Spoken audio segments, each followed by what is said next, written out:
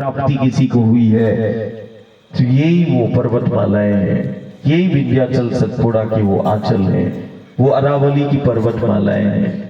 देखो गिरनार को, देखो कामदगिरी को, देखो गोवर्धन को, देखो अमरकंटक को, देखो मानधाता को। ये पर्वत आज भी गुरु गोविंद के चरित्र की जीवंत प्रमाणिकता है। कृष्ण की जीवंत प्रमाणिकता वो गोवर्धन आज भी दे रहा है, और प्रभु राम के जीवंत चरित्र की वो कामदगिरी आज भी प्रमाणिकता दे रहा है। ये पर्वतमाला उस परमात्मा ईश्वर की जीवंतता की प्रमाणिकता आज भी दे रहे हैं।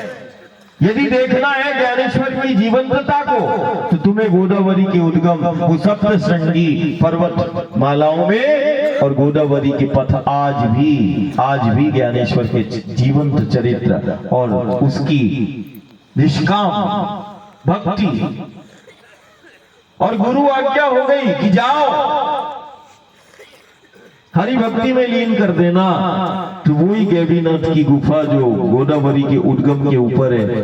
हम 2 दशक पहले वहां हम रहते थे महाराष्ट्र। हम भीमा अमरजा के संगम में बैठे हैं, हम लाज कारंजा में बैठे हैं, हम माहूर के उस दत्त शिखर में बैठे हैं, और हम भी वो त्र्यंबक की पहाड़ी जो है और गोदावरी के उद्गम के ऊपर की गैवीनाथ की गुफा जिसको बोलते, जहां पर गैवीनाथ ने उस बालक को गुफा के अंदर कर लिया था, और मुक्ताताई बोले कि अरे कहां गया बालक, और बालक कुछ समय के बाद निकला तो सारी दुनिया में उसने हरि की जीवंतता जैसे रोम रोम में भर दी, गांव गांव में भर दी, जीवन में भर दी, हरि भक्ति में लीन कर दिया।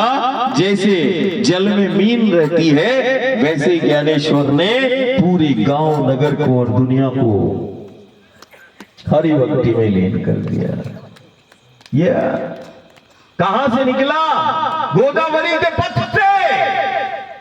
गोदावरी का उद्गम वो सप्त श्रृंगी वो पर्वतमालाएं आज भी जीवंत चरित्र है, चाहे वो नवनाथों का हो और चाहे गोरक्ष का हो और चाहे मच्छिंद्र का हो, चाहे सिद्धों का हो, योगियों का हो। गंगा यमुना गोदावरी के पथ, नर्मदा के पथ आज भी जीवंत प्रमाणिकता दे रहे हैं, और उन्हीं की निकटता में तुम्हें लाने का प्रयास कर रहे हैं।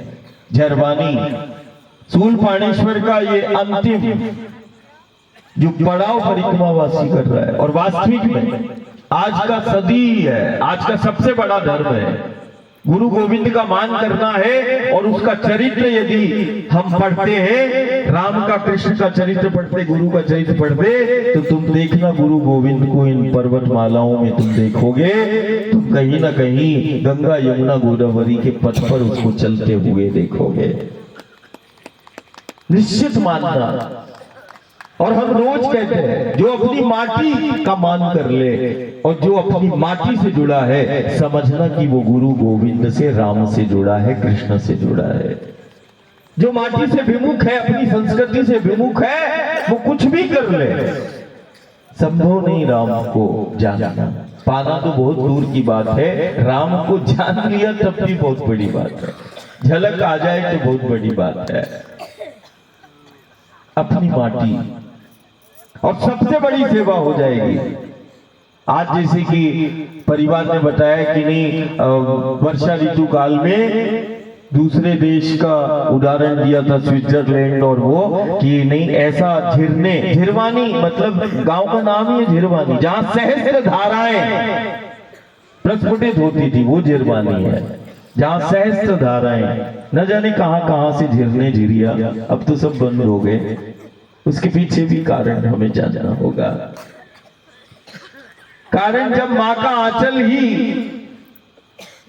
वो वृक्षों से, जिसको देव स्वरूप हमने पूजा है, जरूरत व्यवस्थाओं के नाम पर हम काटते चले गए। एक वृक्ष, और वो भी नर्मदा के तीर्थ क्षेत्र का, विंध्याचल का, सतपुड़ा का एक वृक्ष, वो तो साक्षात शंकर है, शिव है, देवता है, वास की है।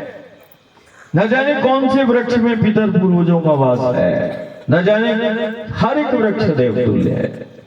एक वृक्ष यदि जरूरत व्यवस्था के नाम पर कोई काटता है तो मैं कहता हूं कि वो 10 व्यक्तियों को मारने का काम कर रहा है। एक वृक्ष यदि कटता है जरूरत व्यवस्था के नाम पर, तो 10 लोगों की वो हत्या कर लेता है।